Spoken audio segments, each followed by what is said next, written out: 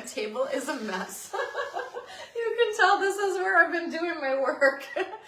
Oh, well, we keep it real here. So, quick, cool little thing. Well, I don't know how cool it is, but I have a client who's looking at multi-family properties, and they're going to move in as they're going to make it their house. So they're going to move into one unit but rent out the other units.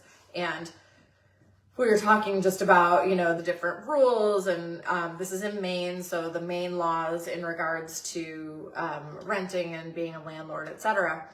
And one of the things I explained to them is that, because they were like, oh, you know, I don't want, gosh, I don't know, I think I'm getting sick. I don't want, you know, kids running around and dealing with the noise and everything like that. And I'm like, well, you know that fair housing laws. So fair housing laws are federal laws that protect race.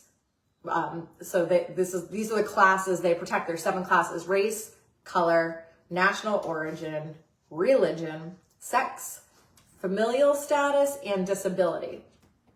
However, there are times when federal fair housing rules do not apply.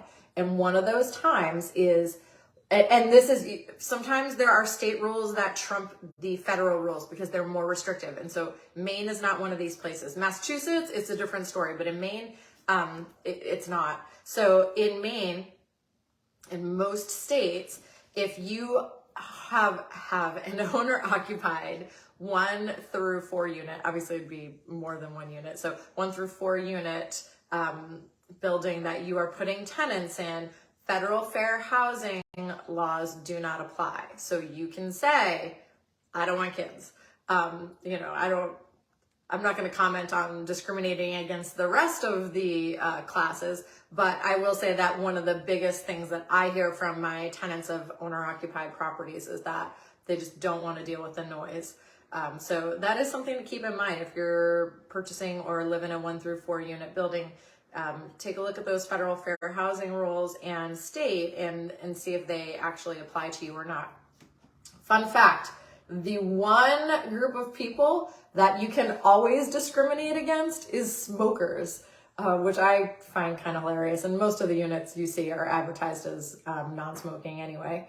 A lot of people don't even want you smoking outside, which I kind of agree with, because I live in a condo that I own, but we have some tenants that rent condos here, and then we have some other owners. And I would love it if people weren't smoking outside, because I like to keep my windows open, and every once in a while I'm getting blasted with smoke. It's disgusting.